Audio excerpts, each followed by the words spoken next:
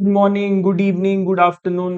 जब भी आप वीडियो देख रहे हैं उसके हिसाब से हम लेके आ गए हैं जी आपके लिए एसीसी स्किल मास्टर सीरीज, जो हमारी फ्री सीरीज है, वन शॉट सीरीज है फॉर फाइनेंशियल रिपोर्टिंग। उसके अंदर एक और वीडियो, एक और इंपॉर्टेंट टॉपिक्स की डिस्कशन। ये जो टॉपिक्स है ना, जो आज हम डिस्कस करने वाले हैं, ये फाइनेंशियल स्टेटमेंट्स को प्रिपेयर करने के लिए बहुत ही इंपॉर्टेंट टॉपिक्स हैं। फाइनेंशियल रिपोर्टिंग के लिए बहुत इंपॉर्टेंट टॉपिक्स हैं जनरली। ये जनरली अपने आप पे ही नहीं, बाकी और आईएफआरएस की ट्रीटमेंट्स को भी डिफाइन करेंगे। ये बात करेंगे आपकी बहुत सारी बातों की, जैसे कि अगर डेप्रिसिएशन चेंज होता है तो उसको हम कैसे डील करते हैं और क्यों डील करते हैं, जैसे हम डील करते हैं उसकी बात करेगा। अगर हम जैसे हम पीपी के अंदर बात करके आए थे कि कॉस्ट मॉडल से रीवैल्यूएशन मॉडल पे आएंगे, तो कैसे चेंज किया जाएगा, क्यों वैसा किया जाएगा, उन सारी चीजों का आंसर ये देगा। ये IAS 8 है जी, IAS 8 एंड IAS 10, दो IAS इकट्ठे एक साथ पढ़ने वाले हैं आज हम। IAS 8 and IAS 10 and this video, अगर आप IAS 8 10 नहीं भी पढ़ के आए हैं तो ये वीडियो आपके लिए रेलिवेंट रहेगी। तब भी आपके लिए रेलिवेंट है, आपको डरने की जरूरत नहीं है। अगर आप नहीं भी पढ़ के आए हैं, दैट इज कंप्लीटली फाइन, ये वीडियो आपके लिए तब भी रेलिवेंट है। IAS 8 क्या बात करता है? IAS 8 basis of preparation of financial statements है। इसके अंदर दो हिस्सों की हम बात करेंगे, जिसकी हम बात करने वाले हैं। एक है बेसिस ऑफ प्रिपरेशन की, जो हम फाइनेंशियल स्टेटमेंट्स बना रहे हैं उसके बिहाइंड क्या थॉट प्रोसेस चल रहा है, किस बेसिस के ऊपर वो बनाई जा रही हैं, क्या क्या चीजों का हमें ध्यान रखना है। एंड अगर हमारी कोई अकाउंटिंग में चेंज आ जाए, अकाउंटिंग करने के तरीके में चेंज आ जाए, तो उसको कैसे डील करेंगे। देखिए, IAS 8 पहले चेंजेस इन अकाउंटिंग की ही बात करता था, लेकिन जब से हमारे पास IFRS 18 आया है, नया प्रेपरेशन ऑफ फाइनेंशियल स्टेटमेंट्स की बात की गई है, उसने IAS 1 के कुछ एरियाज जो बेसिस ऑफ प्रेपरेशन है वो भी IAS 8 में लाकर खड़े कर दिए हैं। तो ऐसे में IAS 8 की रेलेवेंस भी और बढ़ जाती है और IAS 8 का कंटेंट भी और बढ़ जाता है। देन हम IAS 10 की बातें करेंगे। IAS 10 की बातें करेंगे। IAS 10 में क्या क्या बातें करेंगे, आइए चलिए हम जर्नी के थ्रू चलते हैं और समझते हैं। जर्नी में अपनी चलते हैं और समझते हैं। शुरुआत करते हैं IAS 8 से। IAS 8 मैंने एज ए सेड क्या है, basis of preparation of financial statements. Financial statements किस बेसिस पे प्रिपेयर की जाएंगी, कैसे प्रिपेयर करी जाएंगी, उसकी बात करता है। तो देखो, एज ए सेड ये एक इम्पॉर्टेंट, अपने आप में एक इम्पॉर्टेंट IAS हो जाता है, क्योंकि बेसिस की बात करने वाला है, बेसिस की बात करने वाला है। तो इसके दो सेगमेंट्स हैं मेनली, अगर मेरे को इसको डिवाइड करना है। One is the basis of preparation, कि मेरी फाइनेंशियल स्टेटमेंट्स बन किस बेसिस पे रही हैं, और दूसरा चेंजेस इन अकाउंटिंग, कि मेरा अगर अकाउंटिंग करने के वे में कोई चेंज आ जाए तो उसको कैसे डील करेंगे। Basis of preparation and changes in accounting, right. अब basis of preparation, as a said, ये वो आइटम्स हैं, ये वो चीजें हैं जो IAS 1 से, पुराने IAS 1 से यहाँ पर IFRS 18 के आने की वजह से यहाँ पर लाई गई। एक एक करके दोनों में बात करते हैं।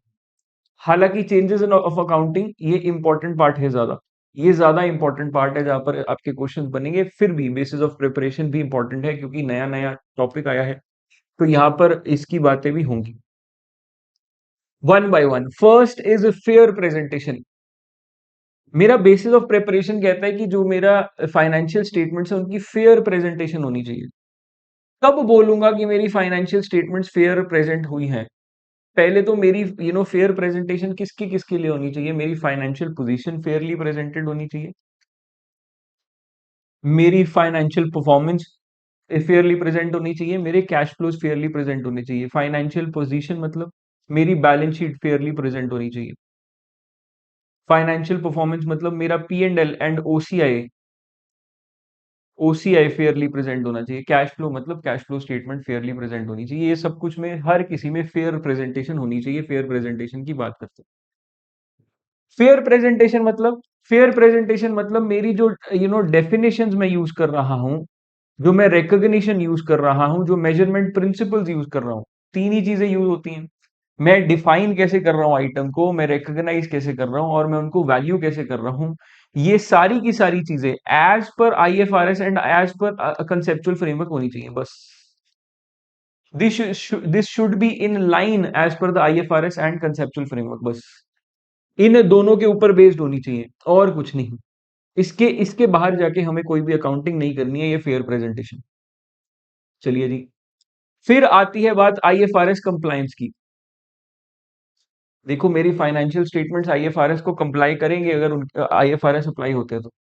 अगर किसी एंटिटी पे आईएफआरएस की एप्लीकेशन है, अप्लाई होते हैं तो आईएफआरएस अप्लाई किए जाएंगे। लेकिन अब इसकी कंप्लायंस के लिए जब आप कंप्लाई कर रहे हैं तो आप क्या करेंगे, आप एक एक्सप्लिसिट और अनरिजर्व्ड स्टेटमेंट देंगे ऑफ कंप्लायंस। मतलब आप लिखेंगे फाइनेंशियल स्टेटमेंट्स के अंदर कि ये फाइनेंशियल स्टेटमेंट्स आईएफआरएस से एक्सप्लिसिटली कंप्लाई करती हैं। आप बताएंगे कि ये financial statements without any reservations, without any exceptions, financial statements ये कंप्लीटली आईएफआरएस के अकॉर्डिंगली बनाई गई हैं। कोई भी मेरा ट्रीटमेंट जो आईएफआरएस के अकॉर्डिंग नहीं है, मैं ऐसा नहीं कह सकता कि मैंने उसका डिस्क्लोजर दे दिया था, नहीं। कोई भी डिस्क्लोजर मेरे गलत ट्रीटमेंट को सही नहीं बना देगा। ये नहीं बोलेगा कि हाँ जी जी मैंने depreciation useful life of asset के अकॉर्डिंग नहीं लगाई, नहीं। मैंने ऐसा क्यों किया, देखो मैंने डिस्क्लोजर दे दिया था अपनी तरफ से, मैंने अपना अकाउंटिंग पॉलिसी बता दी थी, मैंने अपना अकाउंटिंग एस्टिमेट बता दिया था, मैंने अपने हिसाब से इसको कैलकुलेट कर लिया था, उसका मैंने वे बता दिया था, डिस्क्लोज कर दिया था, तो ये गलती नहीं है, नहीं। आईएफआरएस को अगर आप फॉलो कर रहे हैं तो आप उसकी एक्सेप्शन नहीं ले सकते, उसकी एक्सेप्शन नहीं ले सकते। डिस्क्लोजर उसको गलती को करेक्ट नहीं करेगा, ये ध्यान रखिएगा। कोई भी गलती को डिस्क्लोजर करेक्ट नहीं करेगा। अगर आप किसी वजह से आईएफआरएस से डिपार्ट कर रहे हैं, किसी वजह से, किसी स्पेसिफिक रीजन की वजह से मैं डिपार्ट कर रहा हूं आईएफआरएस, मैं आईएफआरएस को फॉलो नहीं कर रहा हूं, कब परमिटेड है? देखो ये generally this is not an management choice, ये चॉइस नहीं है आपके पास, लेकिन बहुत ही रेयर एक्सेप्शन है, बहुत रेयर एक्सेप्शन है। कब? कब जब मैनेजमेंट को लगता है कि अगर मैं कंप्लाई करूंगा ना आईएफआरएस से, तब मेरी फाइनेंशियल स्टेटमेंट्स मिसलीडिंग हो जाएंगी और कंफ्लिक्ट कर जाएंगी with the objective of financial statements. जो मेरा ऑब्जेक्टिव ऑफ फाइनेंशियल स्टेटमेंट्स है ना, वो मीट नहीं हो पाएगा अगर मैं आईएफआरएस को फॉलो करूँ। तो ये हो सकता है, लेकिन ऐसा नहीं है कि आप हर बार ऐसा करेंगे। कोई rarest of the rare cases में अगर आपको ऐसा लगता है, उसको भी आपको बहुत डिटेल में एनालाइज करना है और डिस्क्लोज करना है, फिर उसको उस एक्सेप्शन को लेना है। चलिए जी, ये बातें हो गई, बहुत इंपॉर्टेंट बातें नहीं है, यहाँ से ज्यादा सवाल नहीं आएंगे। हाँ, अब जो बात करने वाले हैं ये इंपॉर्टेंट है। गोइंग कंसर्न, हमारी फाइनेंशियल स्टेटमेंट से जनरली गोइंग कंसर्न के बेसिस के ऊपर बनाई जाती हैं। मेरी फाइनेंशियल स्टेटमेंट्स गोइंग कंसर्न के बेसिस के ऊपर बनाई जाती हैं। गोइंग कंसर्न कहते किसको हैं? गोइंग कंसर्न का मतलब है कि एंटिटी से उम्मीद है, एक्सपेक्ट किया जाता है कि वो अपने ऑपरेशंस को कंटिन्यूड रखेगी, अपने एसेट्स को रियलाइज करेगी थ्रू नॉर्मल ऑपरेशंस, सेटल करेगी लाइबिलिटीज को ऑर्डिनरी कोर्स ऑफ बिजनेस में। ऑपरेशंस कंटिन्यूड, काम चलता रहेगा, एसेट्स मेरे नॉर्मल कोर्स ऑफ बिजनेस में रियलाइज होंगे। मतलब ऐसा नहीं है कि मैं एसेट्स को बेचने वाला हूं, नहीं। राइट, उठाकर बेचने वाला हूं, नहीं। मैं एसेट्स को रखा क्या है, मैंने normal course of business, normal operations में मैं एसेट्स को रियलाइज करूंगा जैसा मुझे लगेगा। अगर अब किसी एक आधे एसेट को बेचने की जरूरत है तो उसको बेचूंगा, जनरली उनको यूज करके उनसे वैल्यू इन यूज उसका निकालूंगा। सेटल करने की लाइबिलिटीज जो है वो भी ऑर्डिनरी कोर्स ऑफ बिजनेस में सेटल होंगी। ऐसा नहीं है कि एकदम से मेरे सर के ऊपर लाइबिलिटीज आ गई हैं कि आज ही सेटल करनी। तो ये सारी चीजें मेरी गोइंग कंसर्न को दर्शाती हैं। ये गोइंग कंसर्न मेरा मतलब है। कोई एंटिटी अगर लॉस मेकिंग है तो इसका मतलब ये नहीं होता कि वो गोइंग कंसर्न नहीं है। ध्यान रखिएगा, ये एक इंपॉर्टेंट पॉइंट है, दिस इज इंपॉर्टेंट पॉइंट। कोई एंटिटी अगर लॉस मेकिंग है तो इसका मतलब ये नहीं है कि वो गोइंग कंसर्न नहीं है, नहीं। ठीक है जी, लॉस हो सकते हैं बिजनेसेस के अंदर, लॉसेस हो सकते हैं बिजनेसेस के अंदर। मैनेजमेंट को देखना है कि वो उस लॉस की वजह से क्या इतना बड़ा लॉस है कि मेरी एग्जिस्टेंस ऑफ द बिजनेस पे खतरा आ रहा है, तो उसको बोलूंगा कि ये गोइंग कंसर्न अजम्पशन के अगेंस्ट है। एल्ज मैं क्या बोलूंगा, एल्ज मैं बोलूंगा कि लॉस मेकिंग तो है लेकिन गोइंग कंसर्न फिर भी चलता रहेगा। मैनेजमेंट को क्या क्या देखना है? मैनेजमेंट को कैश फ्लोज देखने हैं, मैनेजमेंट को डेट रीपेमेंट शेड्यूल्स देखने हैं, available financing, expected profitability, ability to refinance, support from group and shareholders, ये सारी चीजें देखनी है। हो सकता है कि मैं आज लॉस मेकिंग हो, जैसे कि स्टार्टअप्स होते हैं, इनिशियली लॉस मेकिंग होते हैं, पर क्या मत इनका मतलब ये है कि वो गोइंग कंसर्न नहीं है? नहीं, वो चलते रहते हैं। क्यों? क्योंकि उनको फंड्स मिलते रहते हैं। तो हम देखेंगे कि हमारे कैश फ्लो स्टेबल है या नहीं। क्या मैं हो सकता है कि मैं लॉस मेकिंग हूँ, पर मैं क्या कैश फ्लोज, मेरे पास पैसा है या नहीं बिजनेस को रन करने के लिए, और मेरे जो डेट की रीपेमेंट है, क्या वो एज पर शेड्यूल चल रही है? मेरे पास नए फंड्स आने की उम्मीद है क्या? अवेलेबल फाइनेंसिंग ऑप्शंस है क्या? मतलब अगर मेरे को जरूरत पड़ेगी तो क्या मैं लोन ले सकता हूँ? क्या मैं ओनर से और कैपिटल मांग सकता हूँ, या इन्वेस्टर से पैसा ला सकता हूँ? और मेरी एक्सपेक्टेड प्रॉफिटेबिलिटी कब है? मैं रीफाइनेंस कब कर सकता हूँ अपने आप के लिए, और पैसा कब ला सकता हूँ? ग्रुप एंड शेयर होल्डर्स, अगर मेरे ऊपर किसी ने पैसा लगाया है, कोई शेयर होल्डर्स है, या कोई ग्रुप कंपनी है, कोई इन्वेस्टमेंट एंटिटी है, उनसे मेरे को सपोर्ट मिल रहा है या नहीं? ये सारी चीजों को देखकर मैं गोइंग कंसर्न के बारे में बात करूंगा। लॉस मेकिंग को देखकर ये नहीं बोल दूंगा कि गोइंग कंसर्न नहीं। Loss making is not equal to not going concern, ये ध्यान रखिएगा। मेरे को गोइंग कंसर्न कितनी देर के लिए देख रहा है? क्या सदैव के लिए एंटिटी चलती रहे? नहीं। मैं कहता हूं मेरे लिए जब भी मेरी रिपोर्टिंग डेट है, उससे 1 साल तक, एटलीस्ट 1 साल तक एंटिटी चलती रहनी चाहिए, तो मैं बोलूंगा गोइंग कंसर्न है। तब मैं बोल दूंगा गोइंग कंसर्न है। From the end of reporting date मेरा 1 साल तक एंटिटी चलती रहनी चाहिए, इसको मैं बोल दूंगा मेरा गोइंग कंसर्न। गोइंग कंसर्न कब नहीं बोल सकता, या क्या इंडिकेटर्स हैं जो दिखाएंगे कि हाँ गोइंग कंसर्न पे खतरा है? वार्निंग इंडिकेटर्स क्या है? क्या ऐसी इंडिकेटर्स हैं जिनको देख के बोलूंगा कि गोइंग कंसर्न पे कुछ खतरा है? तो इनको मैंने 3 इंडिकेटर्स में बांटा है, फाइनेंशियल, ऑपरेशनल एंड अदर। अगर मेरे रेकरिंग ऑपरेटिंग लॉसेस है, लॉसेस नहीं है, रेकरिंग सालों सालों से चलते आ रहे हैं, तो दैट मीन्स एंटिटी में कुछ गड़बड़ है, और गोइंग कंसर्न में प्रॉब्लम आ सकती है। ये इंडिकेटर है बाय द वे, इसको एनालाइज करना है, एसेस करना है आपको। ऐसा नहीं है कि ये इंडिकेटर है तो आपने बोल दिया गोइंग कंसर्न नहीं है, नहीं।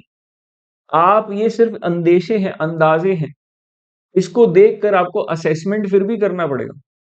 आपके नेगेटिव ऑपरेटिंग कैश फ्लो से आप मल्टीपल इंडिकेटर्स को देखेंगे, अगर मल्टीपल इंडिकेटर्स आ रहे हैं तो आपको लगना, हो सकता है आपको लगना शुरू हो जाए कि गोइंग कंसर्न नहीं। लोन में डिफॉल्ट हो रहे हैं, क्रेडिटर्स को मैं पे नहीं कर पा रहा, फाइनेंशियल सपोर्ट की विड्रॉ कर ली गई है, ये सबसे बहुत ही इंपॉर्टेंट। मेरी फाइनेंशियल सपोर्ट जो मेरे को मिल रही थी, मेरे को इन्वेस्टर्स से या किसी भी और तरीके से, वो फाइनेंशियल सपोर्ट विड्रॉ कर ली गई है। इस ऐसे केस के अंदर एंटिटी का सर्वाइवल मुश्किल हो जाता है। देखो, एंटिटी के पास दो ही तरीके से पैसा आ सकता है, या खुद प्रॉफिट कमा सकती है, या उसके पास फाइनेंशियल सपोर्ट आ सकता है, बाहर से पैसा आ सकता है। अगर खुद पैसा कमा नहीं रही, बाहर से पैसा आ नहीं रहा, तो ऑब्वियसली गोइंग कंसर्न के ऊपर दिक्कत आ जाएगी। डिफिकल्टी टू ऑब्टेन फाइनेंसिंग, मैं नया पैसा, मेरे को लगता नहीं है मैं नया पैसा एक्यूमुलेट कर सकूंगा, मुझे नहीं लगता है नया पैसा मैं ला सकूं। ऑपरेशनल रीजंस की वजह से भी काफी बार हमें लगता है कि हमारा बिजनेस बंद हो जाएगा, जैसे कि कोई मेजर कस्टमर छोड़कर चला गया, कोई की मैनेजमेंट पर्सोनल छोड़कर चला गया, हमारे इंपॉर्टेंट जो सप्लाईज हैं, जो रॉ मटेरियल है उसमें कोई शॉर्टेज है, मेरी लेबर में डिफिकल्टी है। और क्या रीजंस हो सकते हैं? मेजर कोई लिटिगेशन, कोई कंपनी के अगेंस्ट कोई बहुत बड़ा केस चल रहा है, कोई रेगुलेटरी एक्शन लिया गया है, चेंज हो गया है लॉ, जिसके अकॉर्डिंगली हम काम करते थे और हमारे अगेंस्ट चला गया है लॉ। कोई अनइंश्योर्ड कैटेस्ट्रॉफी आ गई है, आग लग गई है, चोरी हो गई है बहुत मेजर, और इंश्योरेंस थी नहीं, तो ऐसे केस के अंदर भी गोइंग कंसर्न पे खतरा मंडरा जाता है। अब गोइंग कंसर्न असेसमेंट के 3 पॉसिबिलिटीज हैं। जब मैं गोइंग कंसर्न की असेसमेंट की मैंने, तो मैंने बोला कि गोइंग कंसर्न अप्रोप्रिएट है जी, सब कुछ ठीक है, और कोई भी मटेरियल अनसर्टेनिटी नहीं है, कोई मुझे ऐसा भी नहीं लग रहा कि फ्यूचर में भी गड़बड़ हो जाएगी, तो मैं क्या करूंगा, सिंपली अपनी फाइनेंशियल स्टेटमेंट्स को गोइंग कंसर्न के ऊपर प्रिपेयर कर लूंगा, कोई प्रॉब्लम नहीं है। फिर बात आती है, गोइंग कंसर्न तो अप्रोप्रिएट था, गोइंग कंसर्न की एजम्पशन तो ठीक थी, लेकिन मटेरियल अनसर्टेनिटी मतलब ऐसे कुछ कुछ एस्पेक्ट्स थे, और मटेरियल एस्पेक्ट्स थे जो शो कर रहे थे कि हो सकता है कि गोइंग कंसर्न फेल कर जाए। गोइंग कंसर्न आज की डेट में तो है, लेकिन फ्यूचर में हो सकता है कि गोइंग कंसर्न फेल कर जाए। जैसे कि कोई बहुत बड़ा केस हमारे अगेंस्ट चल रहा है, राइट? मटेरियल अनसर्टेनिटी है ये। ऐसे केस के अंदर मैं क्या करूंगा, मैं अपनी फाइनेंशियल स्टेटमेंट्स को अभी तो गोइंग कंसर्न के बेसिस पे बनाऊंगा, क्योंकि गोइंग कंसर्न अजम्पशन मेरा नहीं बदला है। लेकिन मटेरियल अनसर्टेनिटी को डिस्क्लोज जरूर कर दूंगा कि मुझे लगता है, मुझे ऐसा लग रहा है कि काम खराब हो सकता है। उसको डिस्क्लोज सेपरेटली जरूर कर दूं। और तीसरी ऑप्शन है, अगर मेरा गोइंग कंसर्न इनअप्रोप्रिएट है तो मेरी financial statements going concern basis पे नहीं बनाई जाएंगी। मैं कोई ना कोई ऑल्टरनेटिव वे ढूंढूंगा, बेसिस ढूंढूंगा of account. Alternative basis of accounting क्या हो सकते हैं? जैसे हम डिसकंटिन्यूड ऑपरेशंस में करते हैं, एसेट्स को सेलिंग वैल्यू पर, fair value less cost to sell, मतलब जैसा हम ऐसे कुछ पे प्रेजेंट कर सकते हैं। हम एसेट्स को कैसे प्रेजेंट कर सकते हैं? उसकी फेयर वैल्यू पे, सेलिंग वैल्यू पे। लाइबिलिटीज को उसकी सेटलमेंट वैल्यू पे प्रेजेंट कर सकते हैं, ऐसा कुछ कर सकते हैं।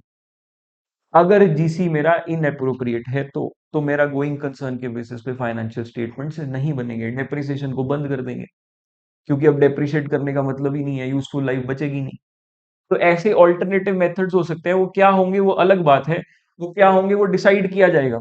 वो यहाँ पर इतनी डिटेल में बात नहीं करी गई है, बस ये बोला गया है कि आप गोइंग कंसर्न के अकॉर्डिंगली फाइनेंशियल स्टेटमेंट्स नहीं प्रिपेयर करेंगे। बस दैट्स इट, ये आपके लिए समझना जरूरी है। ये इंपॉर्टेंट पार्ट है जी, ध्यान रखिएगा। इसके ऊपर सवाल, रेलेवेंट क्वेश्चंस बन सकते हैं। इसके ऊपर रेलेवेंट क्वेश्चंस काफी ज्यादा बन सकते हैं, तो इसका जरूर आप ध्यान रखिए। ठीक है जी, चलिए आगे। अगला ये बोलता है कि मेरी जो फाइनेंशियल स्टेटमेंट्स है हमेशा एक्रूअल बेसिस पे बनेंगी। नीडलेस टू से इसमें कोई ज्यादा बातें नहीं है। ठीक है, इतना इंपॉर्टेंट टॉपिक भी नहीं। अब आती है जी इंपॉर्टेंट बातें। इंपॉर्टेंट बात, मेरी अकाउंटिंग पॉलिसी क्या है और मेरी अकाउंटिंग पॉलिसी कैसे अप्लाई की जाएगी फाइनेंशियल स्टेटमेंट्स के अंदर। अकाउंटिंग पॉलिसी क्या होती है? कोई ऐसे specific principles, basis, conventions, rules and practices जो एंटिटी अप्लाई कर रही है in preparation and presentation of financial statements. कोई भी ऐसे basis, principles, convention, rules and practices जो मैं फॉलो कर रहा हूं, that is accounting policy. That is accounting policy.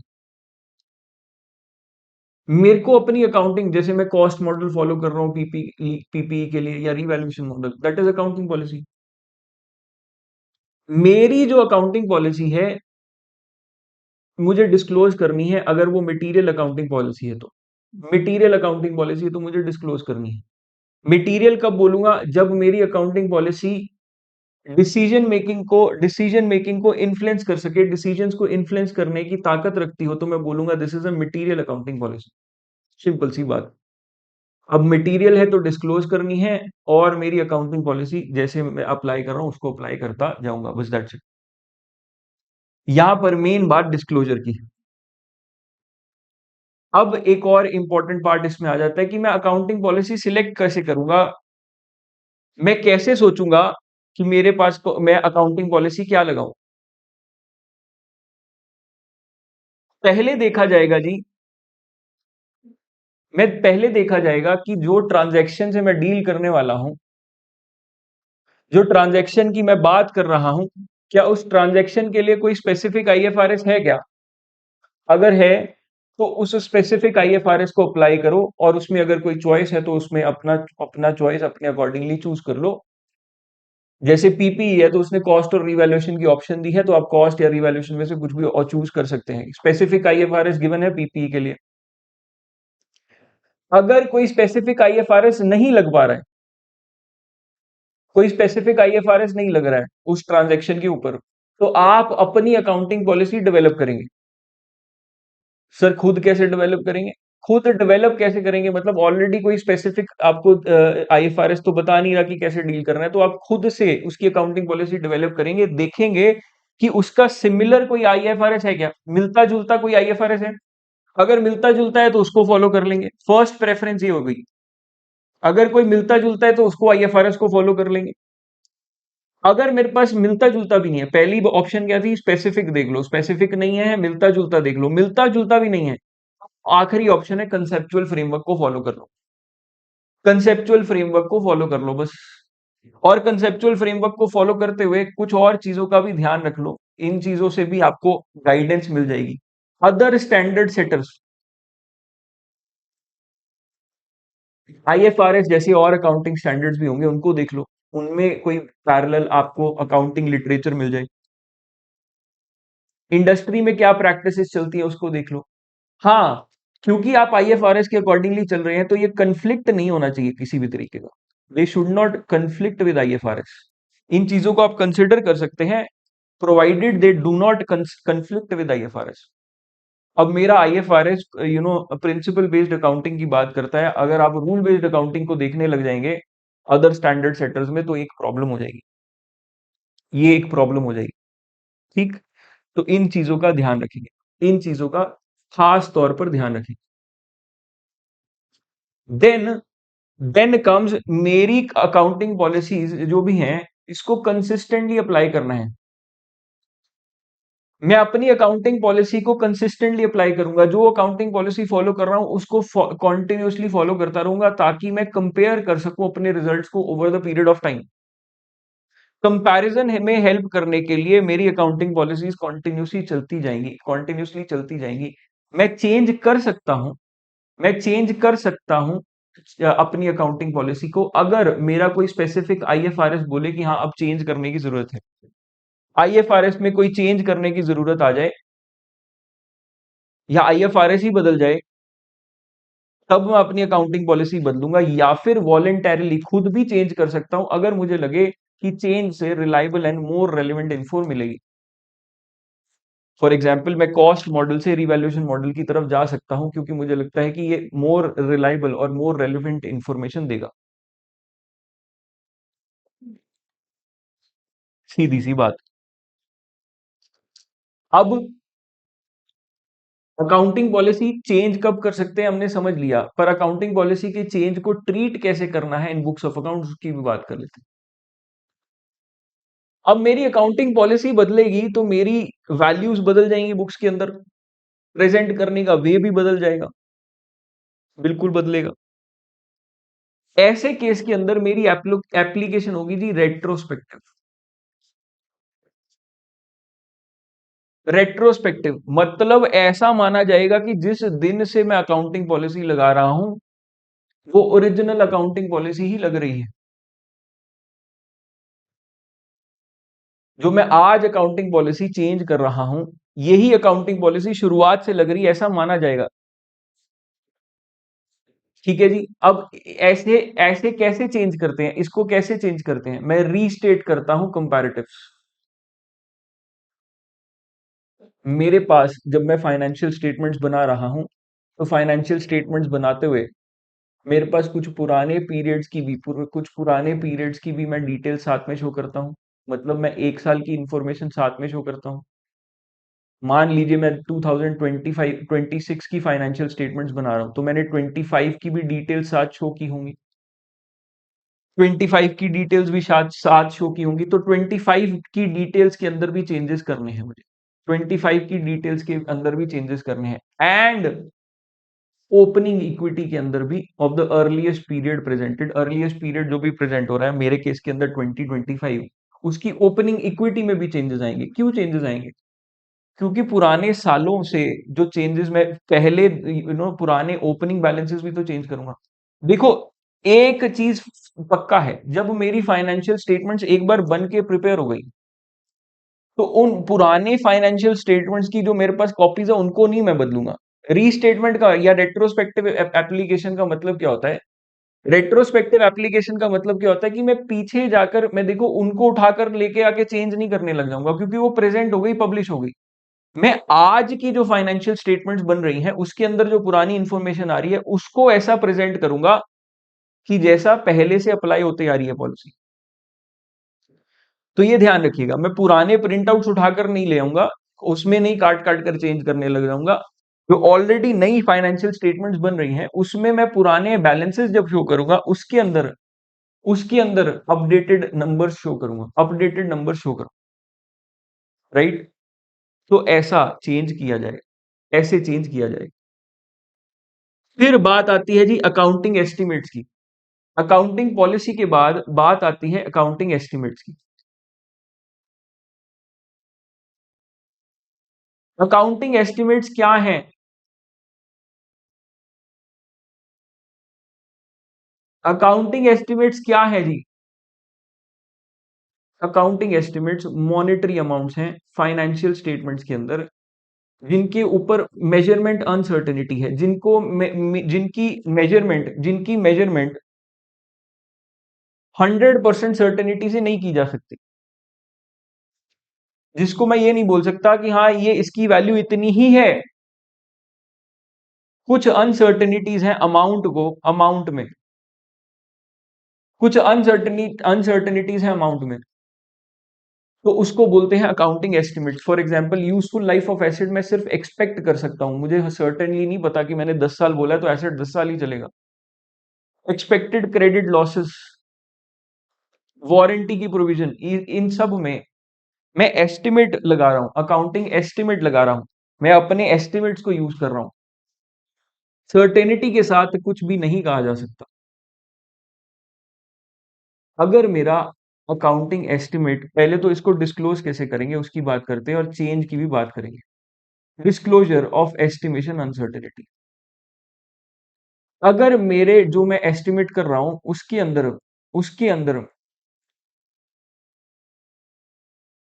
उसके अंदर सिग्निफिकेंट रिस्क है of material adjustment to carrying amounts, मतलब उसके चेंज होने के काफी उसमें रिस्क काफी बड़ा है, सिग्निफिकेंट रिस्क है। और मटेरियल एडजस्टमेंट होगी, पहला सिग्निफिकेंट रिस्क है और दूसरा मटेरियल एडजस्टमेंट होगी, रिस्क भी बड़ा है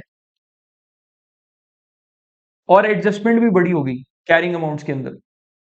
तो मेरे को उसको डिस्क्लोज करना है कि अगर मेरे पास चांसेस हैं कि ये अमाउंट, मेरा एस्टिमेट बदल जाए और मेरी आइटम और उसकी कैरिंग अमाउंट बदल जाए, इसको मेरे को अपनी बुक्स ऑफ अकाउंट्स के अंदर डिस्क्लोज करना है, मेरे को फाइनेंशियल स्टेटमेंट्स में डिस्क्लोज करना है।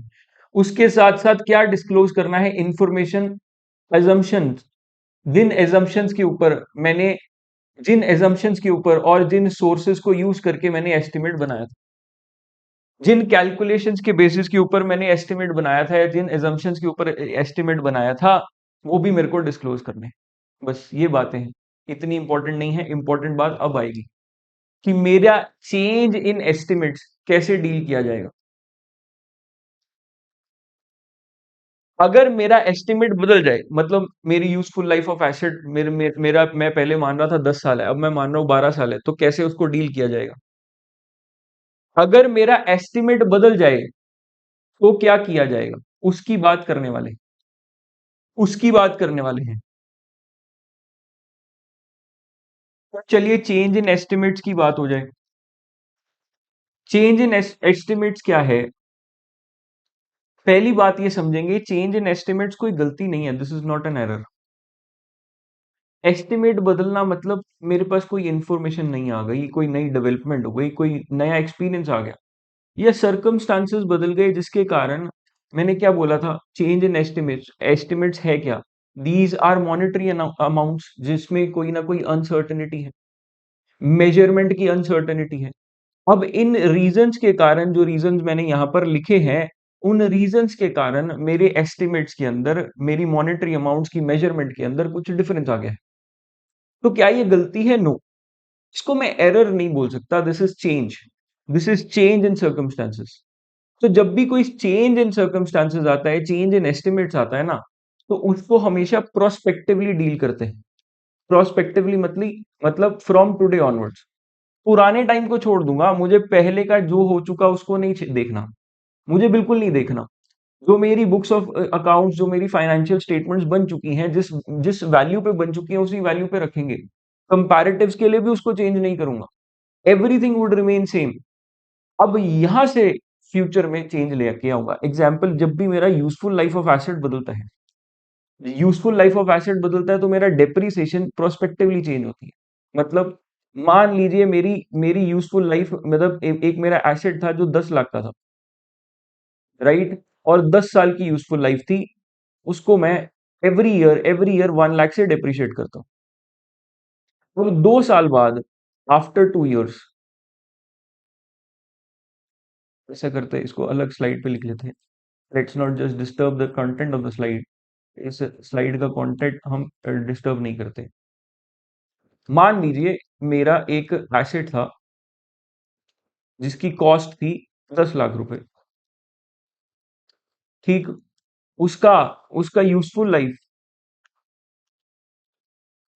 10 ईयर्स था। यूजफुल लाइफ 10 ईयर्स था। अब क्या हुआ आफ्टर 2 ईयर्स, मुझे पता लगा उसका remaining useful life 8 years. Remaining useful life 8 years. मैं क्या करूंगा मैं क्या करूंगा, अब मेरे पास ऑलरेडी इसकी value 8 lakh, remaining useful life मेरे अकॉर्डिंगली 8 ईयर्स है। मुझे पता चला कि अभी ये और 10 साल चल जाएगा। पहले मुझे लग रहा था कि 10 साल टोटल चलेगा, 2 साल चलने के बाद भी अभी लग रहा है कि 10 साल चल जाएगा। तो मेरी आज की वैल्यू 8 लाख होगी, मैं उसको एज इट इज रखूंगा। इस 8 लाख को 8 सालों में डिवाइड करने वाला था, पहले मैं डेप्रिशिएट 1-1 लाख करने वाला था। अब मैं डेप्रिशिएट 10 ईयर्स में करूंगा, 80,000 डेप्रिसिएशन। तो यहां तक इनिशियली मेरी डेप्रिसिएशन कितनी लगेगी, 1 लाख पर ईयर। उसके बाद इस पीरियड के बाद जब मेरा यूजफुल लाइफ का एस्टिमेट बदल गया, मेरी डेप्रिसिएशन 80,000 पर ईयर पे आ जाएगी। ये प्रोस्पेक्टिव चेंज है, फ्यूचर के लिए चेंज है, आज से चेंज है। बैकवर्ड्स चेंज नहीं करेंगे, रेट्रोस्पेक्टिव चेंज नहीं करेंगे। पुराना भूल जाएंगे, जो पुराना हो चुका उसकी उसको एक बार के लिए भूल जाएंगे। That is my prospective change. ये कब होगा, जब भी मेरा अकाउंटिंग एस्टिमेट चेंज हो। अकाउंटिंग पॉलिसी में रेट्रोस्पेक्टिव चेंज था, अकाउंटिंग एस्टिमेट के अंदर मेरा प्रोस्पेक्टिव चेंज है। प्रोस्पेक्टिव चेंज, ठीक है जी, समझ लगती है। अब मेरी बात आती है प्रायर पीरियड आइटम्स की, प्रायर पीरियड एरर्स की। प्रायर पीरियड एरर्स क्या है? मेरा पहले कोई ओमिशन हो गया था या मिस स्टेटमेंट हो गया। ये कोई चेंज नहीं है। मैंने अपना सोचने का वे नहीं बदला, पॉलिसी नहीं बदली, मैंने एस्टिमेट नहीं बदला, मेजरमेंट नहीं बदली। बदला क्या है? बदला क्या है? मेरे पास मेरे पास जो इंफॉर्मेशन थी, उसको मैं अच्छे से यूज नहीं कर पाया था, मिस यूज कर लिया था, या तो गलत यूज कर लिया था या अच्छे से यूज नहीं कर पाया था। जिसकी वजह से जो इंफॉर्मेशन मैंने फाइनेंशियल स्टेटमेंट्स के अंदर प्रेजेंट करी थी पिछले सालों के अंदर, और जो ऑथराइज भी हो चुके हैं, मतलब पब्लिश भी हो चुके हैं। ऑथराइज कौन करेगा? ऑब्वियसली बोर्ड ऑफ डायरेक्टर्स, और शेयर होल्डर्स उसको ऑथराइज करेंगे। तो ऑथराइज भी हो चुके हैं, पब्लिश भी हो चुके हैं। मेरी फाइनेंशियल स्टेटमेंट्स रेडी हो गई हैं, पब्लिश हो गई हैं, उसमें मेरे को गलती मिली। अब क्या करूंगा? देखो, गलती हुई है तो सुधारनी तो पड़ेगी। अब इस गलती को भी, जब गलती होती है तो उसको प्रोस्पेक्टिवली चेंज नहीं कर सकता, उसको मैं रेट्रोस्पेक्टिवली चेंज करूंगा, पिछले सालों में ही चेंज शो करूंगा। पब्लिश्ड फाइनेंशियल स्टेटमेंट्स को तो एज आई सेड मैं नहीं बदल सकता, वो पेजेस को लाकर मैं कटिंग नहीं करने वाला। जो पब्लिश हो गई हो गई। अब जो मेरी नई बनेगी उसके अंदर जो कंपैरेटिव्स बनेंगे उसको रीस्टेट करूंगा। कंपैरेटिव्स को रीस्टेट करूंगा। या फिर अगर मेरा ये कब करूंगा, अगर मेरा इमीडिएटली पिछले साल में गलती थी, अगर मेरी गलती काफी पुरानी है, पिछले साल से भी पुरानी है, राइट, कंपैरेटिव पीरियड से भी पुरानी है, अर्लीस्ट जो भी मेरी कंपैरेटिव पीरियड है उससे भी पुरानी है, तो मैं अपने पास जो भी मेरे पास अर्लीस्ट कंपैरेटिव पीरियड है ना, उसमें वो चेंजेस शो कर दूंगा। मान लीजिए ये क्या है, मैं आपको समझाने के लिए बता दूं। मेरे पास बैलेंस शीट बन रही है। मान लीजिए मेरे पास 3 बैलेंस शीट्स हैं, 1, 2, 3। ये मेरी बैलेंस शीट बन रही है ना, जो ये 2026 की बन रही है। ये बैलेंस शीट है जी 2026 की। इसमें दो इंफॉर्मेशन शो होंगी, 26 की और 25, राइट। ये है 2025 की बैलेंस शीट। और ये है 2024 की बैलेंस शीट, 2024 की बैलेंस शीट, राइट। मैं आपको रेट्रोस्पेक्टिव चेंज इसमें कैसे होगा उसको समझाने लगा, राइट। अब मैं क्या करूंगा,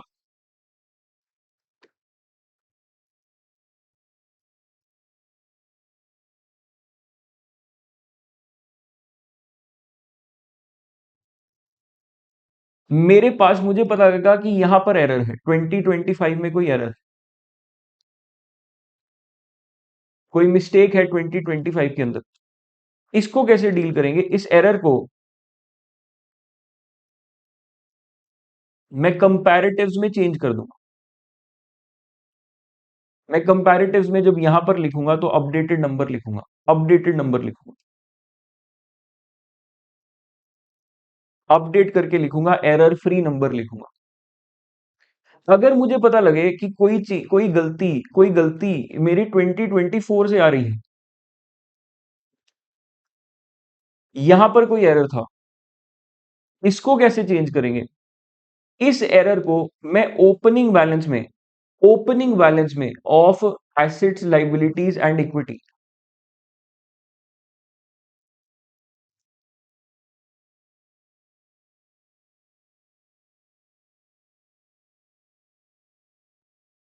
opening balance of asset liabilities and equity में रिप्रेजेंट करूंगा। किसके ओपनिंग बैलेंस में, 25 का, 2025 के ओपनिंग बैलेंसेस जब लिखे जाएंगे या ओपनिंग बैलेंसेस प्रेजेंट किए जाएंगे, उसमें मैं इसको चेंज करूंगा, उसमें मैं चेंज करूंगा, right.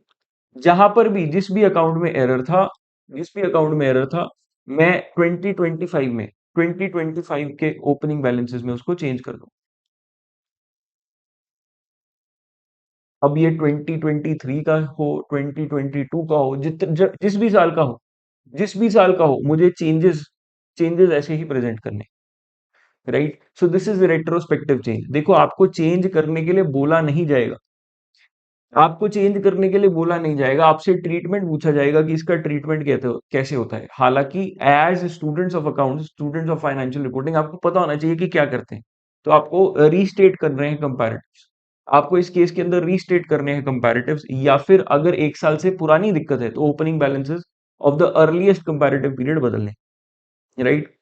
I hope this is clear, I hope this is clear. चलिए जी, यहां तक मेरी आईएएस 8 की समाप्ति हो जाती है, यहां तक मेरा आईएएस 8 खत्म है। आईएएस 8 के अंदर इसके अलावा कोई भी बात नहीं, आईएएस 8 के अंदर इसके अलावा कोई भी बात नहीं है। और अब शुरुआत होती है मेरी आईएएस 10 की। आईएएस 10 का हेडिंग है events after reporting period, events occurring after reporting period. मतलब पहले इस लाइन का, इस वर्ड का, शब्द का मतलब समझ लेते हैं, फिर उसके ट्रीटमेंट की बात करेंगे। देखो, मान लीजिए मैं 31 दिसंबर को मेरा रिपोर्टिंग पीरियड खत्म हो रहा है। क्या मेरी बैलेंस शीट, मेरा आपसे सवाल है, क्या मेरी बैलेंस शीट इसी दिन तैयार हो जाएगी? क्या मेरी फाइनेंशियल स्टेटमेंट्स इसी दिन रेडी हो जाएंगी? नो सर, नहीं।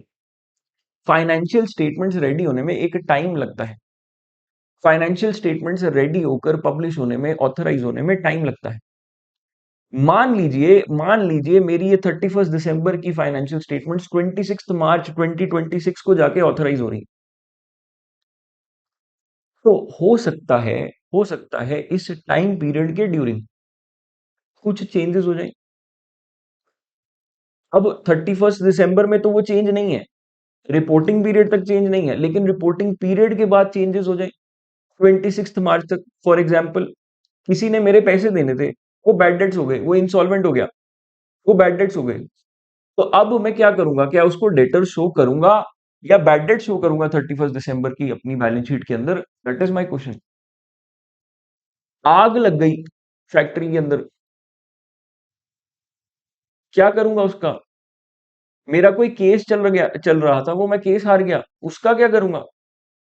ये सारी की सारी बातें हमें उसके कारण अपनी बैलेंस शीट में कोई इंपैक्ट दिखाना है, नहीं दिखाना है, क्या करना है, वो बातें करेंगे। अब आप में से कुछ लोग बोल देंगे सर इसको डिस्क्लोज कर देंगे, ना बच्चे ना, जब तक आप पढ़े नहीं तब तक इसका आंसर मत दीजिएगा। जब आप समझ लेंगे फिर इसकी बात करेंगे कि इसका इम्पैक्ट कैसे आएगा मेरी फाइनेंशियल स्टेटमेंट्स के अंदर। ठीक। ठीक। तो 31 दिसंबर से लेके 26 मार्च, दिस इज एज्यूम्ड, हाँ, एज्यूम्ड डेट है ये। ऐसा जरूरी नहीं है कि 26 मार्च को ही मेरी फाइनेंशियल स्टेटमेंट्स हो रही होंगी, ऑथराइज हो रही होंगी। This is an assumed date.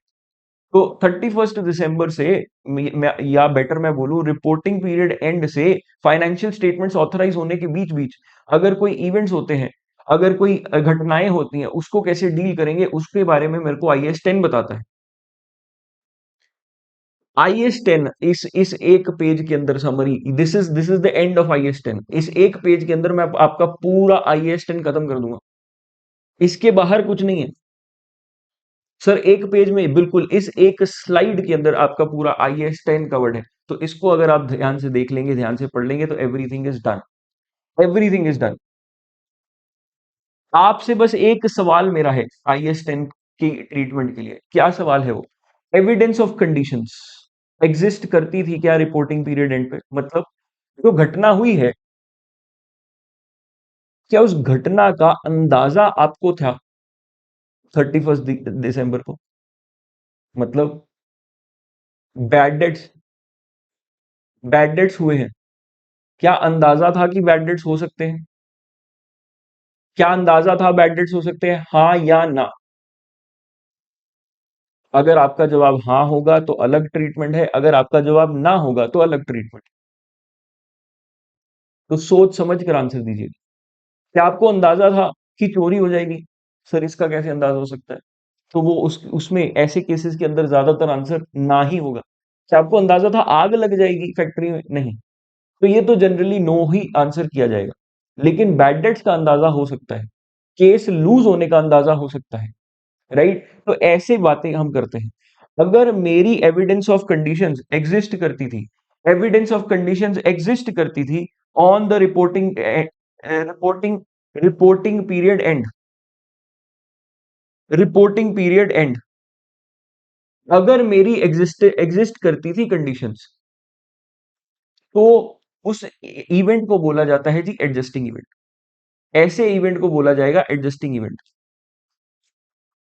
अगर मेरी ऐसी कंडीशंस एग्जिस्ट नहीं करती थी, एविडेंस नहीं था, अंदाजा नहीं था कि ऐसा कुछ हो सकता है, एंड ऐसी कंडीशंस अरोज आफ्टर, ऐसी कंडीशंस बाद में अराइज हुई हैं।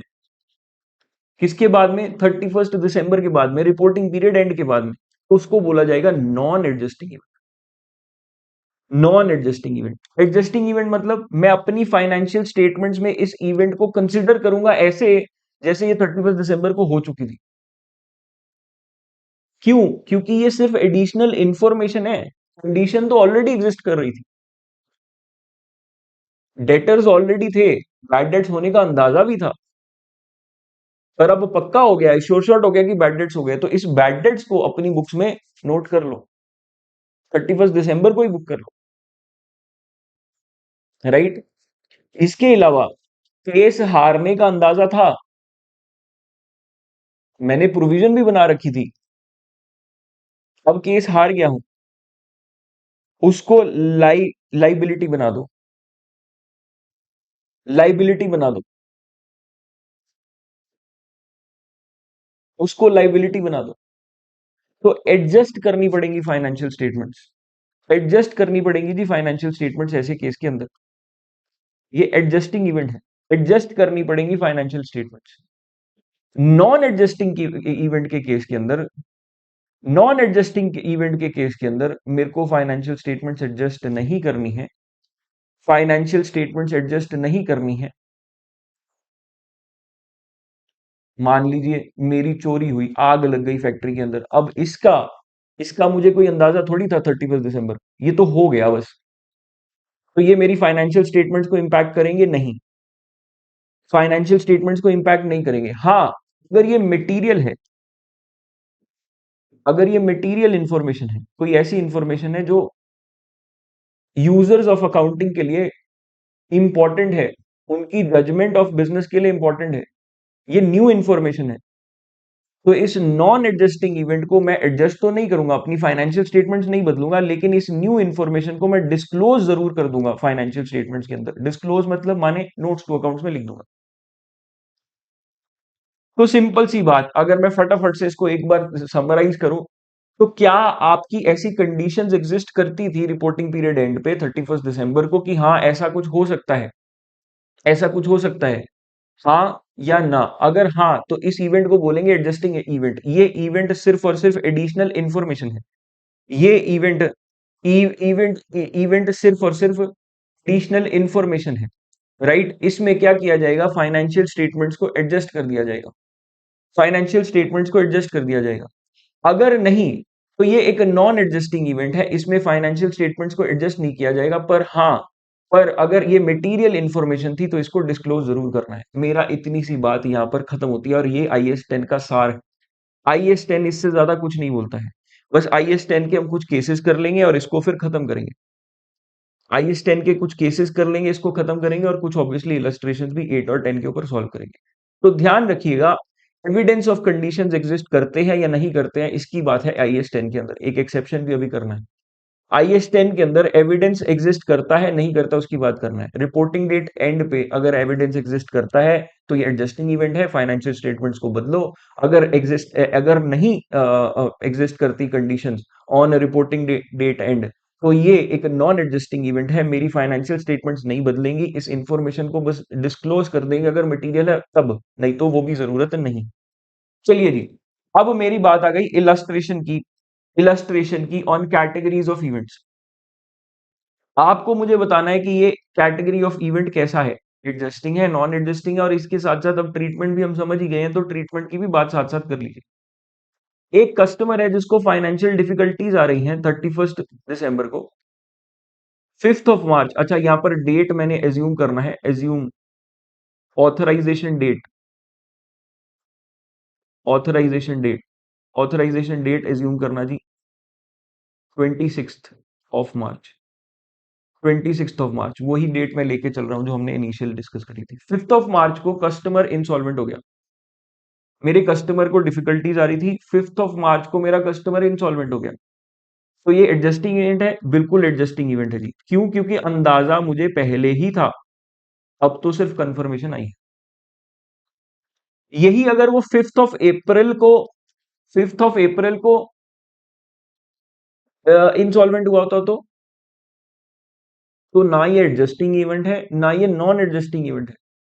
ये तो ऑथराइजेशन के भी बात है, तो इसमें ना एडजस्टिंग है ना ही नॉन एडजस्टिंग है, दोनों इवेंट ही नहीं है ये तो IS 10 के स्कोप से ही बाहर है, ये आउट ऑफ IS 10 स्कोप है, out of scope of IS 10। IS 10 बात करता है ऐसे पीरियड की जो मेरे ऑथराइजेशन से, ऐसी आइटम्स की जो ऑथराइजेशन से पहले पहले हुई हो, ये तो इवेंट उसके भी बात हो रहा है। चलिए जी, कोई कोर्ट केस सेटल हो गया after reporting date before 26 of March, reporting date के बाद, लेकिन 26 ऑफ मार्च से पहले पहले, क्या ये एडजस्टिंग इवेंट है? बिल्कुल एडजस्टिंग इवेंट, बिल्कुल एडजस्टिंग इवेंट है जी। मेरा कोई फ्रॉड डिस्कवर हुआ रिपोर्टिंग डेट के बाद, डिस्कवर हुआ वर्ड है, फ्रॉड पहले हो चुका था, डिस्कवर रिपोर्टिंग डेट के बाद हुआ है, तो कंडीशंस एग्जिस्ट कर रही थी जी हाँ, तो ये एडजस्टिंग इवेंट है बच्चे। डिस्कवर हुआ है, डिस्कवर, ध्यान रखिएगा, डिस्कवर हुआ है, वो पहले चुका था, तो ये एडजस्टिंग इवेंट है, मैं एडजस्ट करूंगा अपनी फाइनेंशियल स्टेटमेंट्स को। अगर मेरा फ्रॉड कंडक्ट ही आफ्टर रिपोर्टिंग डेट हुआ है, हुआ ही रिपोर्टिंग डेट के बाद, लेकिन 26 मार्च से पहले पहले, तो इसको क्या बोलेंगे, बोलेंगे इसको क्या बोलेंगे? Non adjusting event, non adjusting event. और इसको डिस्क्लोज किया जाएगा only if material, disclose if material, अगर मटेरियल इंफॉर्मेशन है तब डिस्क्लोज किया जाएगा, नहीं तो छोड़ दिया जाएगा, नहीं तो छोड़ दिया जाएगा,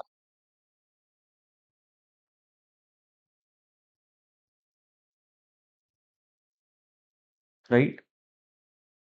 बाकी अब और एग्जांपल्स पे आते हैं। एरर डिटेक्ट हुआ है टिल 26 मार्च। मैं फाइनेंशियल स्टेटमेंट्स बना रहा था, कोई एरर डिटेक्ट हो गया, तो अभी तो फाइनेंशियल स्टेटमेंट बदली थोड़ी है, तो ये एडजस्टिंग इवेंट है, सिंपल सी बात है, ये तो एडजस्टिंग इवेंट है। अभी फाइनेंशियल स्टेटमेंट्स फाइनलाइज थोड़ी हो गई हैं, तो उसमें अगर कोई गलती हुई है तो उसको एडजस्ट कर लेंगे, that's it, adjusting event. Error 26 मार्च के बाद डिटेक्ट हो तो नॉन एडजस्टिंग नहीं बोलूंगा, ये मेरे आईएएस 10 के स्कोप की बाहर की बात है, ये आईएएस 8 में डील किया जाएगा।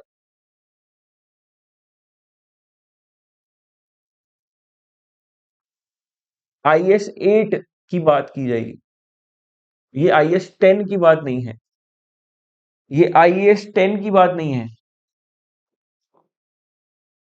आईएएस 10 की बात नहीं है, आईएएस 8 की बात है, आईएएस 8 की बात, सिंपल सी बात, सिंपल सी बात, राइट। चलिए जी, अब मेरी फायर फैक्ट्री में लग गई 20 मार्च को, क्या ये एडजस्टिंग इवेंट है? नो, मुझे थोड़ी पता था आग लग जाएगी, नॉन एडजस्टिंग इवेंट है। मुझे रिपोर्टिंग डेट एंड पे थोड़ी, रिपोर्टिंग डेट के ऊपर थोड़ी पता था कि आग लग जाएगी, this is a non adjusting event. पर जनरली ऐसी चीज मटेरियल होती है, जनरली ऐसी चीज मटेरियल होती है, तो उसको डिस्क्लोज करने की बात कर देंगे अगर मटेरियल होगा तो। अगर हमें लगता है कि आग इतनी बड़ी थी कि मटेरियल है, तो उसको रिपोर्ट कर, अपनी डिस्क्लोज जरूर कर देंगे। कोई मेजर मेजर बिजनेस कॉम्बिनेशन हुआ है आफ्टर रिपोर्टिंग डेट, मुझे क्या लेना देना, नॉन एडजस्टिंग इवेंट है। मुझे थोड़ी पता था कि ऐसा, ऐसी कोई बात चल रही है, अगर ऐसी बात चल रही होती फिर उसकी बात फिर अलग से करते, लेकिन बिजनेस कॉम्बिनेशन हुआ ही रिपोर्टिंग डेट के बाद है, तो नॉन एडजस्टिंग इवेंट है। और जनरली इसको डिस्क्लोज करना बनता है क्योंकि ये मटेरियल नजर आ रहा है, उन्होंने लिखा है ये मेजर बिजनेस कॉम्बिनेशन है,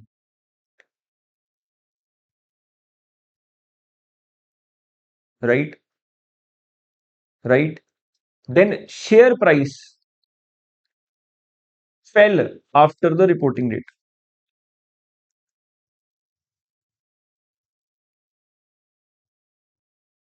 share price fell after the reporting date.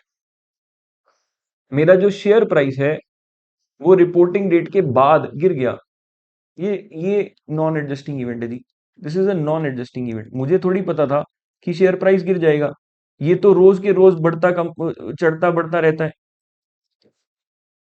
Right. तो इसको नॉन एडजस्टिंग इवेंट की तरह ट्रीट करेंगे। डिविडेंड डिक्लेयर किया गया 15 मार्च को, इज इट लाइबिलिटी फॉर 31 दिसंबर? क्या लाइबिलिटी की तरह शो करेंगे इसको? सवाल फिर वही है, क्या ये एडजस्टिंग इवेंट है? बिल्कुल है, क्योंकि मुझे पता था कि डिविडेंड देने वाला हूं, क्योंकि मुझे पता था मैं डिविडेंड देने वाला हूं। क्या ये एडजस्टिंग इवेंट है? सोचो जरा, जरा ध्यान से सोचो, आपको लग रहा है ये एडजस्टिंग इवेंट है?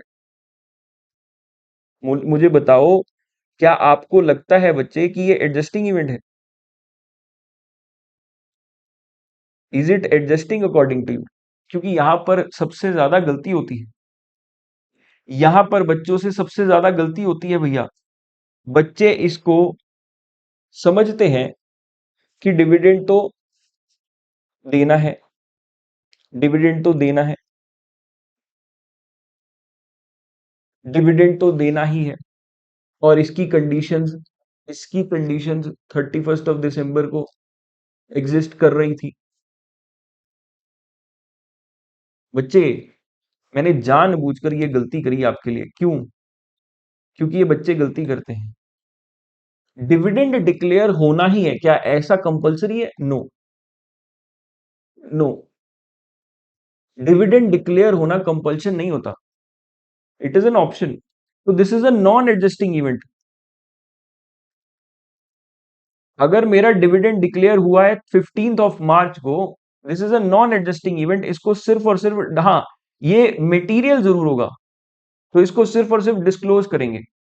ये मटेरियल जरूर होगा, इसकी गारंटी है, क्योंकि डिविडेंड मेरे शेयर होल्डर्स के लिए इंपॉर्टेंट एस्पेक्ट है, उनको इसकी इंफॉर्मेशन मिलनी जरूरी है, तो इसको डिस्क्लोज करेंगे, डिस्क्लोज करेंगे।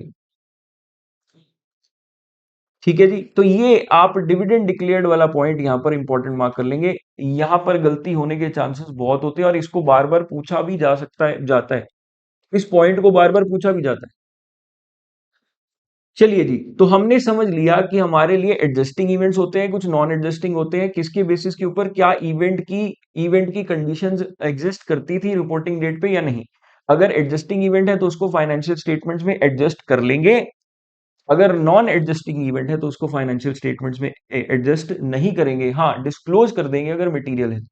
तो यहां पर आपका दूसरा आंसर भी आ जाएगा क्या, is it liability for 31 December? No, ये लाइबिलिटी नहीं है 31 दिसंबर के लिए, क्योंकि ये एडजस्टिंग इवेंट नहीं है। चलिए जी, अब एक पॉइंट आता है गोइंग कंसर्न का, बहुत ही इंपॉर्टेंट पॉइंट। हमने आईएस 8 के अंदर पढ़ा था कि मेरी फाइनेंशियल स्टेटमेंट्स गोइंग कंसर्न के ऊपर बनती हैं, राइट। लेकिन अगर कुछ ऐसा हो जाए कि मेरी 31 दिसंबर तक तो गोइंग कंसर्न मेरे को ठीक लग रहा था, लेकिन मेरी ऑथराइजेशन से पहले पहले जो 26 मार्च हमने एज्यूम की थी, मान लो 26 मार्च से पहले पहले कुछ ऐसा हो गया कि गोइंग कंसर्न के ऊपर सवाल उठ गए। गोइंग कंसर्न पर सवाल उठ गए, क्यों सवाल उठ गए? क्योंकि मैनेजमेंट ने डिटरमाइन किया कि एंटिटी को लिक्विडेट करना चाहते हैं वो, या फिर काम बंद करना चाहते हैं, या फिर कोई और ऑप्शन बची नहीं है, ऐसा ही करना पड़ेगा। मेरी इंटेंशन हो गई है, काम किया नहीं है बंद, इंटेंशन हो गई है 26 मार्च से पहले पहले। तो अब क्या किया जाएगा? क्या अब गोइंग कंसर्न के ऊपर फाइनेंशियल स्टेटमेंट्स बनेंगी?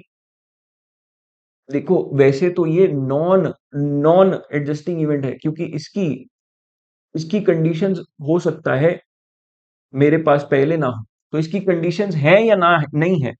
गोइंग कंसर्न के केस के अंदर मैं बोलता हूं ये बहुत बड़ा इंपैक्ट आ जाता है। तो ये डिस्क्लोजर से बात नहीं चलेगी कि मैं अपनी अपनी सारी फाइनेंशियल स्टेटमेंट्स गोइंग कंसर्न पे बना रहा हूं, लेकिन मेरा एंटिटी गोइंग कंसर्न नहीं है, ये तो मेरा बेसिस ही हिल गया। मेरा बेसिस ऑफ प्रेपरेशन है जो चेंज हो गया, तो बेसिस ऑफ प्रेपरेशन अगर बदल गया तो मेरी फाइनेंशियल स्टेटमेंट्स बदल जाएंगी। अब मेरी फाइनेंशियल स्टेटमेंट्स गोइंग कंसर्न के ऊपर नहीं होंगी, not to be prepared on going concern, please ध्यान रखिएगा। गोइंग कंसर्न पे नहीं होंगी, गोइंग कंसर्न पे नहीं होंगी। बड़े ध्यान से इस चीज का ध्यान रखेंगे। तो मेरे पास मैंने बोला कि IS 10 चाहे इसकी कंडीशंस गोइंग कंसर्न की के ऊपर गोइंग कंसर्न के ऊपर कोई प्रॉब्लम थी या नहीं थी, इसकी कंडीशंस एग्जिस्ट करती थी रिपोर्टिंग डेट पे या नहीं करती थी, आई वुड ऑलवेज अगर यहां पर गोइंग कंसर्न कंफर्म हो गया कि अब गोइंग कंसर्न नहीं है, I would always prepare financial statements on alternative method of accounting. ठीक है जी। तो ये गोइंग कंसर्न एक एक्सेप्शन है टू द IS 10 प्रिंसिपल, जिसमें एडजस्टिंग नॉन एडजस्टिंग की बात की जाती है। इसको हमेशा ही एक आप ऐसा मान लीजिए कि एडजस्टिंग इवेंट होता है, जैसे वैसे ट्रीट करना है, वैसा ट्रीट करना है, दिस इज एन एक्सेप्शन। तो अब आते हैं जी इलस्ट्रेशंस के ऊपर, जो हम पढ़कर आए जरा उसको अप्लाई करके देख लें। केस सिनारियोस क्वेश्चंस के अंदर, इलस्ट्रेशंस के अंदर उसको अप्लाई करके देख लें, एंड हम देख लें कि हमारी नॉलेज कितनी की है। मैं ब्रीफ में इसको आंसर करते चलूंगा, ब्रीफ में इसको आंसर करते चलूंगा। On 1 January 20x11 Omega purchase machinery for $1 million, 10 lakh की मशीनरी परचेज करी। Useful life 10 years, residual value nil. मतलब इसमें डेप्रिसिएशन कितना लग रहा होगा? डेप्रिसिएशन लग रहा होगा जी 1 लाख रुपए पर साल का। Omega company straight line method follow करती है, 1 लाख का डेप्रिसिएशन हमने निकाल लिया। रिमेनिंग ऑन 1 जनवरी 2015, 4 साल बाद, 4 years later, remaining useful life of machinery was reassessed at 4 years। बची टाइम पीरियड 6 साल होना चाहिए था, लेकिन इन्होंने बोल दिया 4 years ही है। अब मुझे बताओ, पहले तो ये बताओ कि क्या ये चेंज इन अकाउंटिंग पॉलिसी है, change in accounting estimate? This is change in accounting estimate.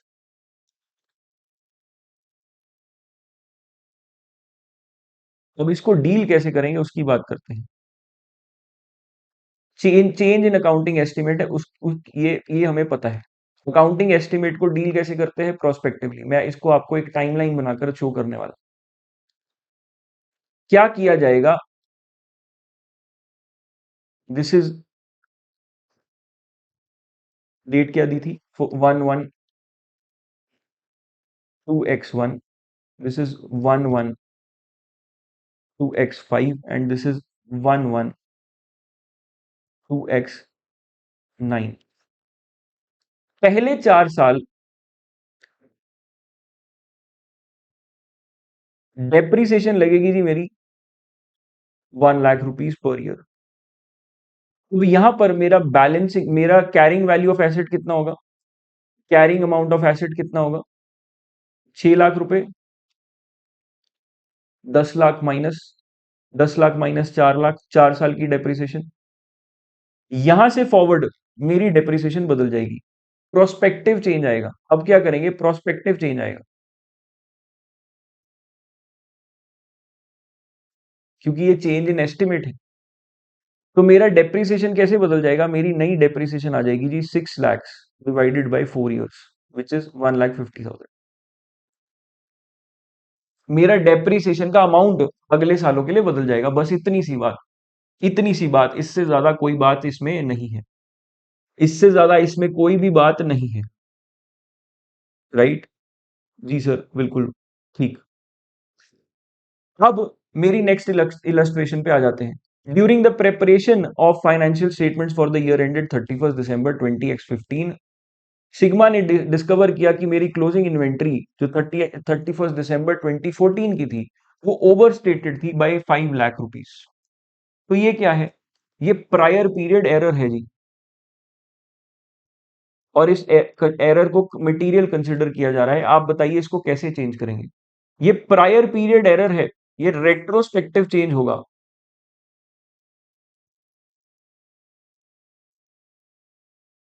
यहां पर रीस्टेट किए जाएंगे जी बैलेंसेस। रेट्रोस्पेक्टिव चेंज होगा और रीस्टेट किए जाएंगे कंपैरेटिव्स। जब मैं 20x15 की बैलेंस शीट बनाऊंगा तो उसमें 20x14 के बैलेंसेस को, क्लोजिंग इन्वेंट्री को बदल के लिखूंगा।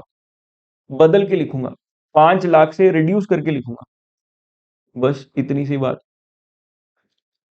Lambda company previously estimated expected credit losses based on historical default rates। expected credit losses मतलब जो हमने expect किया होगा, provision for bad debts बनाई होगी। During the year 31st December 20x15, management revised its estimation technique after receiving new information regarding customer credit risk। Revised estimate increases impairment loss by 3 lakhs। अब मेरी impairment मुझे बढ़ानी है। ये impairment बढ़ानी है, इसको कैसे डील करेंगे? इसको कैसे डील करेंगे? Again prospectively. ये जो इम्पेयरमेंट है, इम्पेयरमेंट 3 लाख की, इसको मैं आज डील करूंगा, आज की डेट में डील करूंगा, आज से फॉरवर्ड डील करूंगा। बस इतनी सी बात। इसको प्रोस्पेक्टिवली डील करेंगे। क्यों? क्योंकि this is change in estimate. मेरी अकाउंटिंग पॉलिसी नहीं चेंज हुई, ये अकाउंटिंग एस्टिमेट बदला है। चलिए जी, आपको ये क्लासिफाई करनी है ईच ऑफ द आइटम्स कि वो चेंज इन अकाउंटिंग एस्टिमेट है या प्रायर पीरियड एरर है। बताना है कि एस्टिमेशन बदल रहा है कि प्रायर पीरियड एरर है। आपको बस यही देखना है कि न्यू इंफॉर्मेशन है या पुरानी कोई गलती है। ठीक है जी। Revision of useful life of machinery, मुझे पता है this is change in estimate. ये चेंज इन एस्टिमेट है। ट्राइंगल मतलब चेंज, डेल्टा बोलते हैं इसको, change in estimate. Discovery that depreciation was not charged on a building in the previous year. गलती हुई है ये। This is prior period error. PPE लिखने वाला था पर मेरे को लगा आप प्रॉपर्टी प्लांट एंड इक्विपमेंट ना समझे। तो this is prior period error, क्योंकि ये गलती है भैया। आपने डेप्रिसिएशन चार्ज ही नहीं करी। Then revision of expected credit losses due to deterioration in customer credit worthiness. ये क्या है? देखो नई इंफॉर्मेशन आई है, तो ये चेंज, चेंज है जी in estimate. Discover discovery of a mathematical error in previous years inventory valuation. खुद ही बोल दिया एरर, तो मैं भी तो इसको प्रायर पीरियड एरर की तरह ही ट्रीट करूंगा। Revision of residual value of a motor vehicle, motor vehicle था, उसकी रेजिडुअल वैल्यू रिवाइज करनी है, तो दिस इज, ये मेरे को बताओ क्या है, एरर है? No, change in estimate, change in estimate, बस इतनी सी बात है। अब कुछ सवाल IS 10 के भी देख लें, IS 10 के भी देख लें और फिर इसको क्लोज करें। एक अल्फा कंपनी है जिसकी रिपोर्टिंग डेट है 31 दिसंबर 2015। कस्टमर $8 लाख का एक कस्टमर है, ठीक है जी, जिसने हमें पैसा देना है। वो बैंकरप्ट डिक्लेयर कर दिया गया है ऑन 20 जनवरी। मेरी अभी मेरी bankruptcy, the bankruptcy confirm that the customer had been experiencing severe financial difficulties. Confirmed, पता नहीं चला मुझे, कंफर्म हुआ है बिफोर 31 दिसंबर, कंफर्म हुआ है, पता नहीं चला, पता था मुझे, कंफर्मेशन मिली है, इसकी confirmation milli. Financial statements were authorised 15 मार्च को। तो क्या ये, पहले मुझे बताओ, क्या ये ऐसी आइटम है जो IS 10 के स्कोप में आती है? बिल्कुल, क्योंकि ये 15 मार्च से पहले हुई है और 31 दिसंबर के बाद, तो क्या ये एडजस्टिंग इवेंट है? बिल्कुल है, एडजस्टिंग इवेंट है। एडजस्टिंग इवेंट का मतलब मैं इस 8 लाख को बैड डेट्स कंसिडर कर लूंगा, bad debts for 31 December. Adjusting event है मेरा ये 8 लाख, बैड डेट्स हो गए हैं, बैड डेट्स हो गए हैं फॉर 31 दिसंबर, ये बैड डेट्स की तरह लिख दिए जाएंगे। 31 दिसंबर को गामा कंपनी ने रिकॉग्नाइज की थी एक प्रोविजन $2 million की relating to an ongoing court case. 10 फरवरी को before the financial statement were authorised, कोई बात नहीं, 10 फरवरी तक हमारे फाइनेंशियल स्टेटमेंट्स अभी ऑथराइज नहीं हुए हैं। कोर्ट केस सेटल हो गया $2.5 million पे। मैंने क्या किया हुआ था आपने देखा, मैंने प्रोविजन बनाई हुई थी $2 million की। अब क्या हुआ, कोर्ट केस मेरा सेटल हो गया, फाइनलाइज हो गया एक तरह से,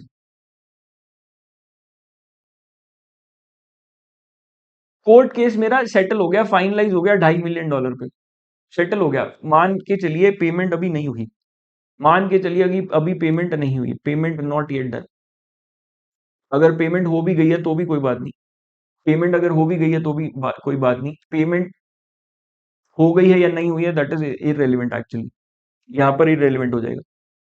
मेरा केस सेटल हो गया $2.5 million पे। मुझे बताइए क्या ये एडजस्टिंग इवेंट है? बिल्कुल है।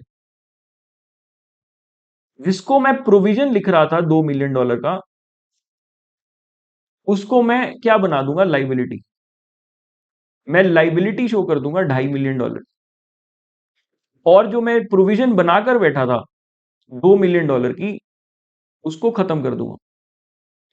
इनफैक्ट उसी प्रोविजन को लाइबिलिटी में कन्वर्ट कर दूंगा, उसको मैं खत्म कर दूंगा एंड लाइबिलिटी बना दूंगा $2.5 million की, simple, as simple as that. ये एडजस्टिंग इवेंट है। फिर बात आई dividend declared after the reporting date. Delta company की रिपोर्टिंग डेट 31 दिसंबर थी। 20 फरवरी को उन्होंने, डायरेक्टर्स ने डिविडेंड डिक्लेयर किया $3 million का। अब financial statements for the year ended 31 दिसंबर के अंदर इसको आप लाइबिलिटी प्रेजेंट करेंगे या नहीं, हम पहले ही समझ गया, ये no, this is a non adjusting event, not a liability, not a liability, इसको तो अभी हम पहले ही समझ के आए हैं, नॉट अ लाइबिलिटी। हाउएवर इसको डिस्क्लोज करेंगे, however this is material and it will be disclosed in my financial statements. इसको डिस्क्लोज जरूर करेंगे फाइनेंशियल स्टेटमेंट्स के अंदर। अब बात आई जी एप्सिलॉन कंपनी की। एप्सिलॉन कंपनी होल्ड करती है लिस्टेड इक्विटी इन्वेस्टमेंट्स। 31 दिसंबर 2015 को इन्वेस्टमेंट की फेयर वैल्यू है $8 million। Due to major market crash in January the value of investments fell to $5 million। Market crash entirely reporting date के बाद हुआ है, लेकिन before financial statements were authorised to issue. तो ये एडजस्टिंग इवेंट है? No, मुझे क्या पता था मार्केट क्रैश कर जाएगी। नॉन एडजस्टिंग इवेंट है, पर ये मटेरियल लग रहा है। मटेरियल लग रहा है या नहीं लग रहा है? मटेरियल लग रहा है नहीं लग रहा है, तो आप डिस्क्लोज कर देंगे इफ मटेरियल डिस्क्लोज, क्योंकि ये मटेरियल लग रहा है, क्योंकि एक इन्वेस्टमेंट की वैल्यू काफी गिर गई है, तो उसको हम मटेरियल समझकर डिस्क्लोज जरूर कर देंगे। फिर मेरी बात आती है जी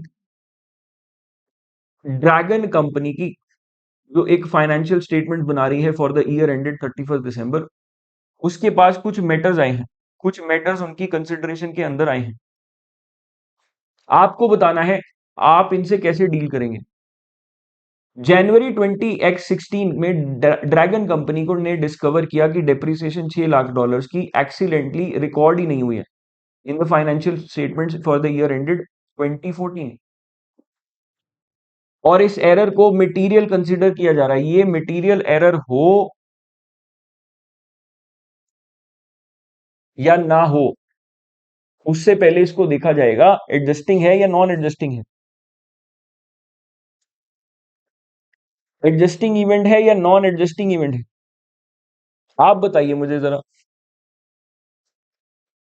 ये प्रायर पीरियड एरर है, पर साल के ड्यूरिंग नहीं पता चला। प्रायर पीरियड एरर है, साल के ड्यूरिंग पता नहीं चला। इसको मैं एडजस्टिंग इवेंट मानूंगा पहले तो,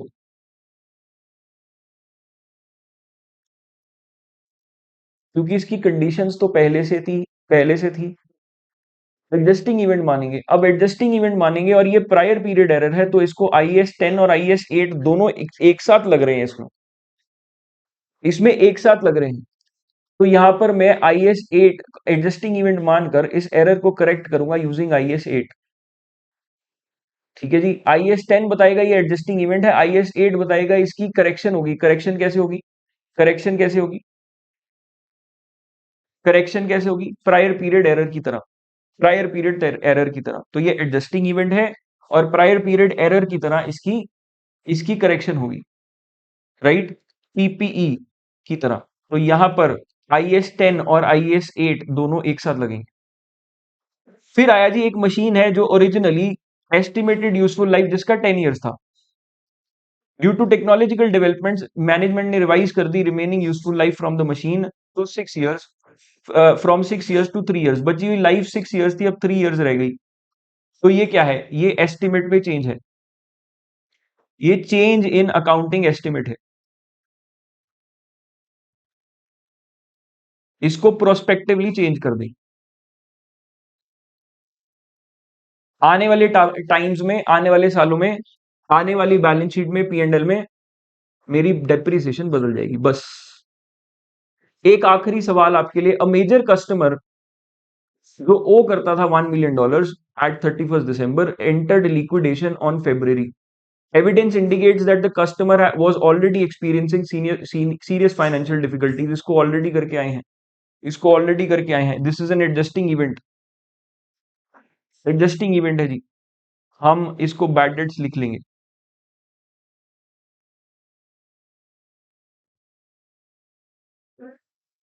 इसी के साथ इसी के साथ मेरे IAS 8 और IAS 10 की सारी डिस्कशंस खत्म होती हैं। IAS 8 में जो इंपॉर्टेंट पॉइंट्स हैं मैंने आपको बताया, एक गोइंग कंसर्न वाला इंपॉर्टेंट पॉइंट है। फिर चेंजेस इन अकाउंटिंग के पॉइंट्स सभी के सभी इंपॉर्टेंट है, चाहे वो अकाउंटिंग पॉलिसी का चेंज हो, चाहे वो मेरी अकाउंटिंग एस्टिमेट का चेंज हो, या प्रायर पीरियड एरर्स की बात हो। IAS 10 के अंदर तो दो ही बातें हैं, एडजस्टिंग नॉन एडजस्टिंग, और एक गोइंग कंसर्न का एक्सेप्शन है, तो यहां पर सभी की सभी बातें इंपॉर्टेंट ऑटोमेटिकली हो जाती है। विद दिस हम आज के इस वीडियो को खत्म करते हैं। जाने से पहले मेरी आपसे रिक्वेस्ट कि इस ACCA by PW का चैनल है, इसको जरूर ज्वाइन कर लीजिए। आपको यहाँ पर रेगुलर अपडेट्स मिलते रहेंगे हमसे, हमारे हमारे साथ आप कनेक्टेड रहेंगे, राइट? हमारी आने वाली वीडियोस के बारे में पता चलता रहेगा, कुछ इंपॉर्टेंट नोट्स मिलते रहेंगे और आपकी कोई भी एससीसीए जर्नी में किसी भी तरह की हेल्प है तो पीडब्ल्यू उसकी उसमें आपकी मदद करता रहे। On that note I hope ये वीडियो आपने एंजॉय किया, क्योंकि मैंने इस वीडियो को बनाना आपके लिए बहुत एंजॉय किया जी। आई होप इस वीडियो ने आपको हेल्प किया और ये सारी वीडियोस आपको हेल्प कर रही हैं in revision purpose, in understanding purpose, जैसे भी आप इसको यूज कर रहे हैं। नोट्स इसके ऑलरेडी, जो ये नोट्स मैंने क्लास में यूज किए वो ऑलरेडी गिवन, नीचे गिवन कमेंट्स में लिंक है, उसका डिस्क्रिप्शन में लिंक है, उस वहां से आप ले सकते हैं। ऑन दैट नोट आज के लिए बहुत बहुत धन्यवाद। आपको जल्दी मिलेंगे नेक्स्ट वीडियो के अंदर, तब तक के लिए नमस्कार।